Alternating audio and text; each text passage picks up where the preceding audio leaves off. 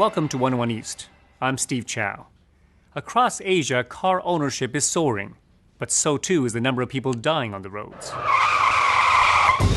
Laos, a poor mountainous nation, has one of the region's worst road fatalities per capita. In Vientiane, the capital, an ambulance service run by a French paramedic and his band of volunteers is the only hope for crash survivors. This week, Drew Ambrose travels to Laos, where speeding, poor law enforcement, and drunk driving are fueling this growing crisis.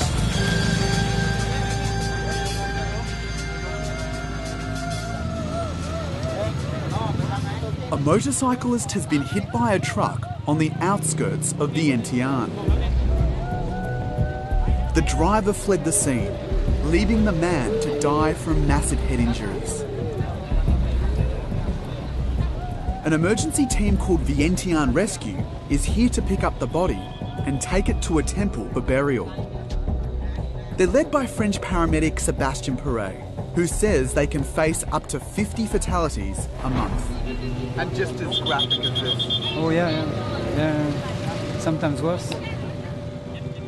The dead man's bike stands unscathed. So too the helmet that could have saved his life. He didn't wear it. They just take the helmet with them in the basket, and when they come close to the police station they wear, and then they remove it. And if he had a helmet, yeah, he would be alive.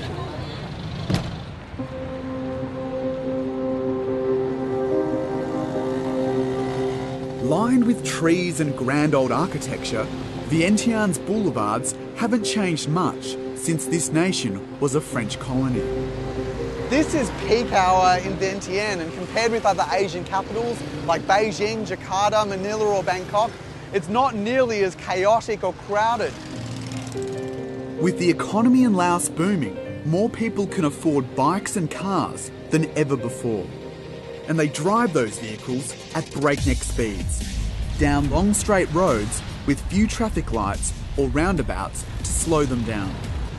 The death toll from road accidents in Laos increased by 26% in just the last year.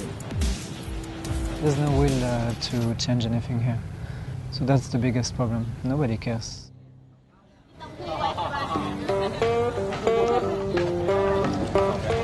When night falls, the accidents pile up, so Vientiane Rescue is on standby.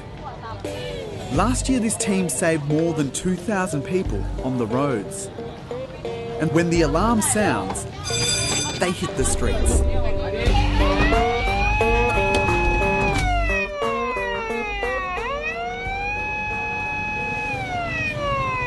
We've joined these guys on a Friday night because it's the busiest night of the week. Most people in Vientiane are out and about. The majority of the accidents they attend involve motorbikes. This man sped down a gravel road without any streetlights. He was toppled by a concrete block in the middle of the road.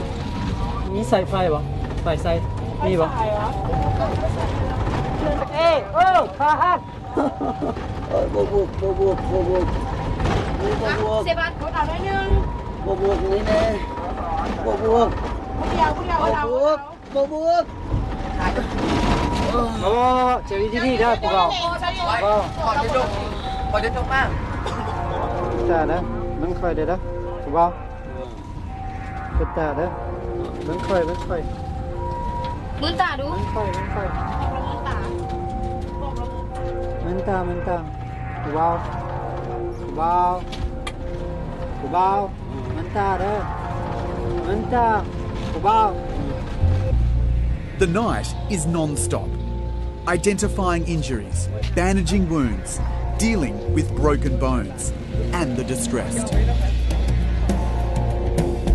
So another motorbike accident, no helmets and head injury. It's very common here, like maybe 80% of the time.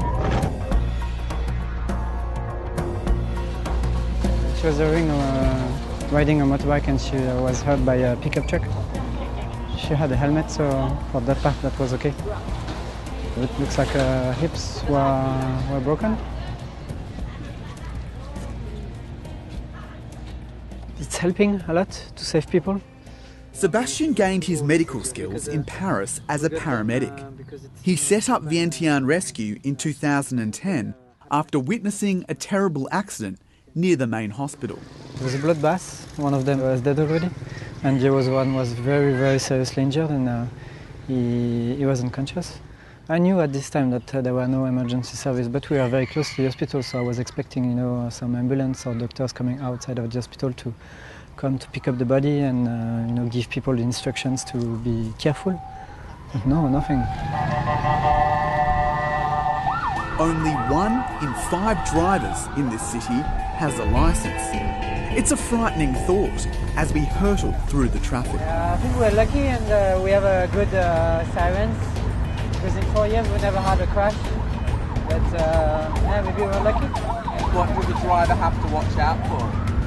Everything, because there are cars coming the wrong way, there's not much light, and there are so many people drunk. But we are making a lot of noise, so I think it's part of the safety. I hope. I hope too. The majority of accident victims can't afford medical care. Vientiane Rescue takes them to hospital free of charge. But the service itself is strapped for cash. We managed to run the service for almost $2,000 a month.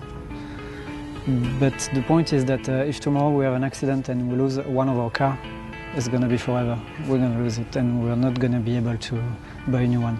Because you're uninsured? We are not insured, and the second thing is that we can't maintain the car. Last time we had an accident because the brake ripped. Vientiane Rescue work from a small office in the shadow of Tat Luang, the capital's grandest landmark. Staffed by volunteers and existing only on private donations, it's a battle to survive. Sebastian tells me the service saves money wherever they can. So this is the basic equipment we have. So we have our bandages that we use and reuse. Usually it's supposed to be disposable, but this kind of bandages, it's like $2. And we use this a lot, so how many times do you have to use a bandage again and again? As soon as it's usable, it's fine. So we also have a cervical collar. Mm-hmm. So this is to immobilize. It's very dirty as well, but it's made of plastic, so we try to wash it, but it's supposed to be disposable. But one of the main challenges that you have is hygiene, because you're in... Yeah, that's hygiene, yeah. Recently, 2 second-hand ambulances from Japan were donated to the service. Tell us the story about this ambulance. The problem is that everything is written in Japanese, so I had to ask some friends to come to give us the translation. And as you can see, also the wheel is on the opposite side. And it's funny because the guy who came for the translation used to be a rescue guy in Japan. And he saw the car and he was like, oh, you have to be very careful, because if you take a curve too fast, you can just roll over. So when you got this given to you, they just dropped it off and said, good luck with it? Yeah. But we're happy, it's a vehicle that we can use, and this kind of ambulance, if we had to buy it, would have cost like $20,000. And we got it for free, so that's good. But when we drop off the injured, we find the hospital's own ambulances sitting unused. They're provided for free by foreign donors, but hospitals charge patients to use them. What do they do? Transfers, and they can pick you at home if you're sick, and especially if you have money, because it's a paying service. So they have brand new ambulances donated by Japan, Korea, private companies. Does that frustrate you? Sure, yeah, look at this one. It's like $80,000. For what? Transfers from people who has money? What about the others?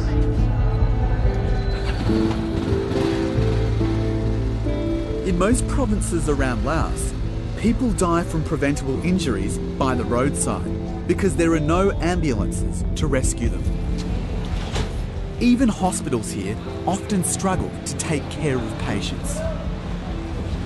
One evening, a local hospital calls Sebastian's team to ask for help with a car accident victim.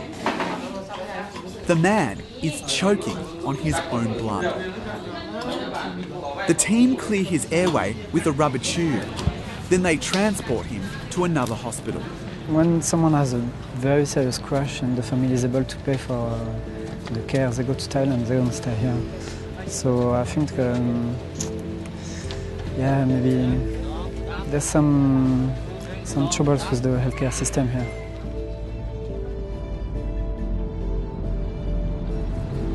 Laos is an authoritarian one-party state. The government declined our request for an interview.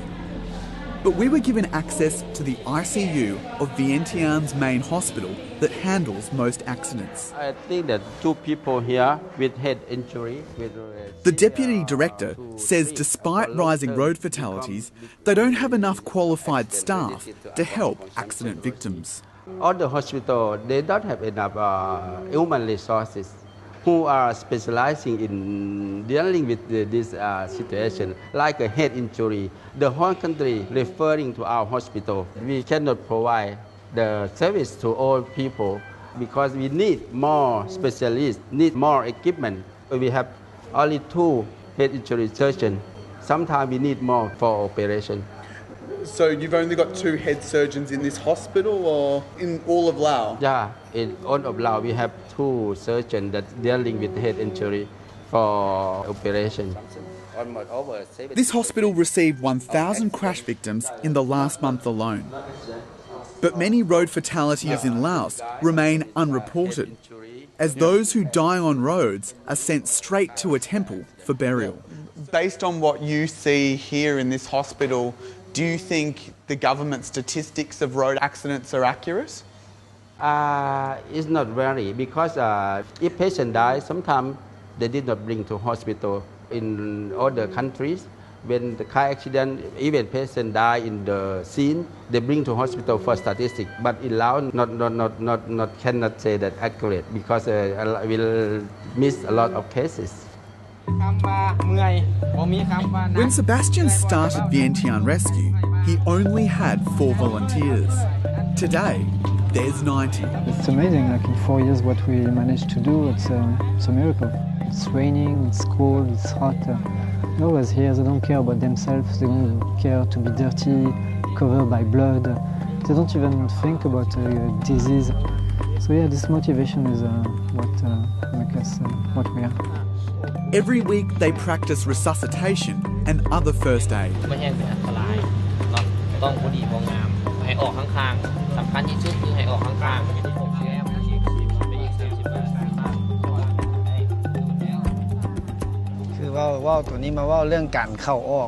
Not everyone who applies to volunteer here makes the grade. We have to ask them questions like, are you afraid of blood? We assure them there's nothing to fear. Patients have blood, and you have blood. We teach them that a person's life is often on the line, so you have to be serious. They should not be here because they think it's cool. Sengphet Bon has volunteered for 2 years. When it comes to driving ambulances, he's a top gun. You have to have heart. Most Lao people say having heart means passion, respect, a love of helping people. We often don't have time to rest, but everything comes from the heart. It keeps us going. Like many volunteers, Sengphet Bon has a day job, and it keeps him on his toes. He is a Kung Fu instructor. He says it's a profession that helps with the long nights driving the ambulance. Kung Fu helps me focus on my health, and it gives me strength. It keeps my energy up. We often carry heavy loads when rescuing people. Kung Fu and exercise makes me ready for that. Some volunteers have careers and businesses, but most are students, which is good, because most of the accidents we see these days are caused by students. 19-year-old Soy Intamanivong also volunteers here. Our office is just a small room, so we have to rest out here at night. There's not enough space for our volunteers, so we sleep in these tents and use them to change into our uniforms. Soy and many other volunteers are still at school.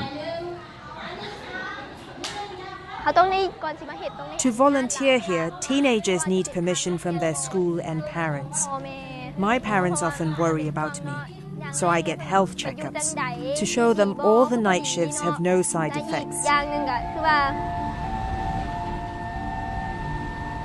I ask her how she handles such traumatic events night after night.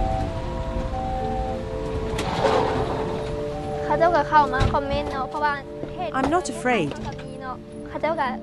When I see them, my heart sinks because I feel sorry for them. My empathy comes first when I see them. I think I have to help them. I have to help them. Last year, Soy was called to an accident and found the unconscious victim was one of her close friends. He'd been returning from a party when he was thrown from his car after hitting an electricity pole. I thought he was a regular Joe, like other cases. But when I saw his face, I didn't know what to do. His face was normal, but his stomach was really badly injured. I tried to revive him, but in the end, I couldn't. It's not just speed and no helmets creating a high death toll across Laos. Drink driving is the biggest cause of accidents. According to the World Health Organization, this country is the second biggest consumer of alcohol in Southeast Asia.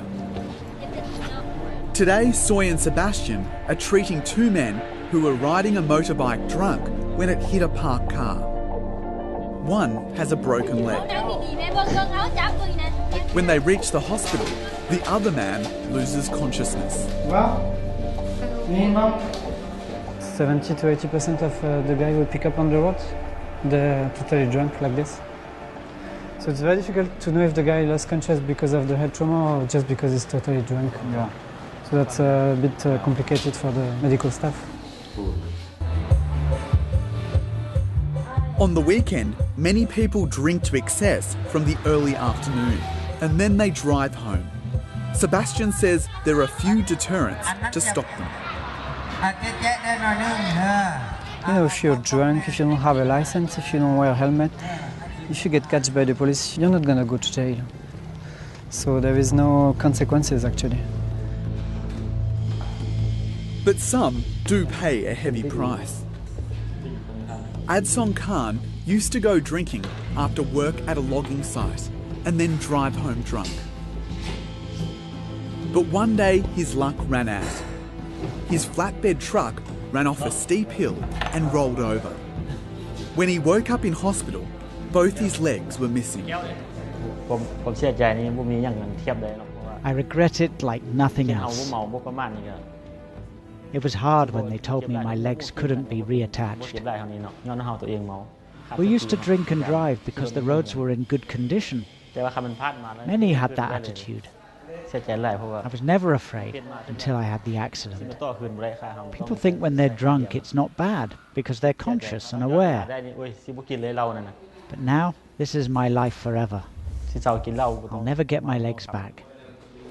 Many accident victims don't get a second chance. But Adsong can walk again with the help of prosthetic legs, provided by an organisation called COPE. He now works there, building artificial limbs. After the accident, my life was flipped on its head. In the past, I was farming and supporting my family. After the accident, I thought I would spend the rest of my days in a wheelchair. I didn't think someone without their legs could ever walk again. I wanted to die. But when I got these legs at COPE, my heart wanted to move forward and fight. For years, COPE has been helping landmine victims from America's bombing campaign in Laos during the Vietnam War. But the group's CEO, Bunlang Paipon, says the biggest demand for prosthetic legs is no longer from landmines. It's from road accident victims. There's a rising number of car accidents here, but no one talks about it. There are organisations that deal with the road accidents, but no one, be it journalists or other sectors, comes to talk about it, like they do with landmines. Awareness about wearing helmets is improving, and more people are surviving bad injuries after a crash. But helmets don't protect legs. Lieutenant Colonel Kamlek Zayasith commands the country's entire police traffic division. He says police have breathalyzers, but they don't work. When an accident happens, we prove someone is driving drunk by interrogation, the smell or behavior. We are lucky. Most Lao people tell the truth when we ask them if they are drunk. Most of his officers in Vientiane just observe accidents and direct traffic. The laws exist to prosecute bad driving, but it's hard to enforce them. We need to re-educate people so they understand traffic laws, particularly outside the city. But compared with most countries, we don't have money or resources. We don't have equipment for emergencies where people could die. Back at Vientiane Rescue's base, the team is training with old hydraulic equipment to learn how to save people trapped in cars. It's a tool the police don't have at their disposal. Using an old car wreck, Sebastian puts his rescuers through their paces. So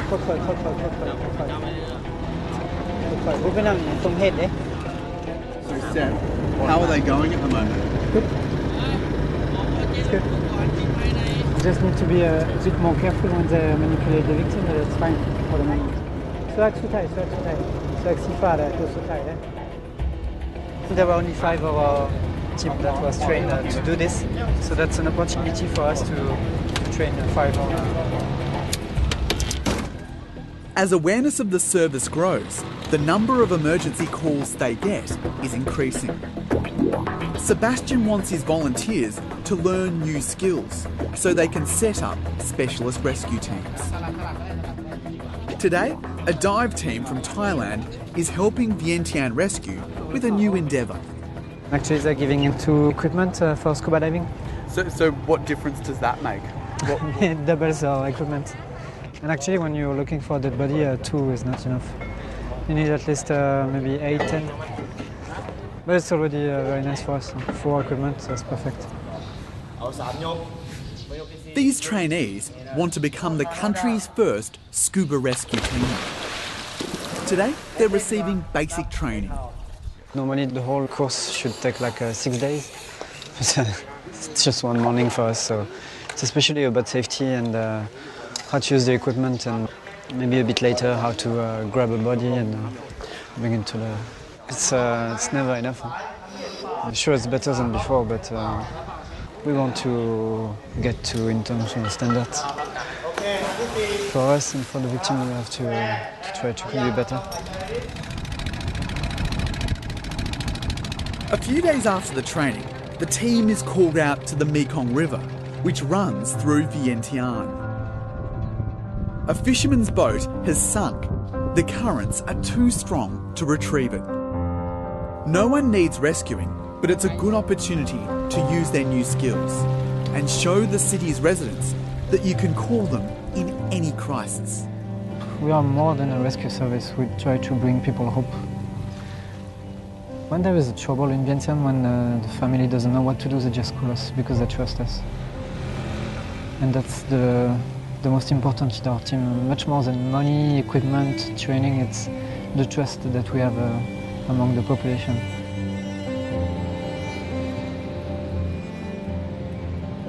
Every day, 4 people die in traffic accidents across this tiny nation.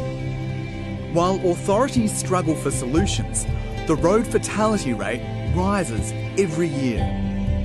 Crash after crash, night after night. Vientiane Rescue keep picking up the pieces. With little funding and a whole lot of heart, they're the saviours of the street.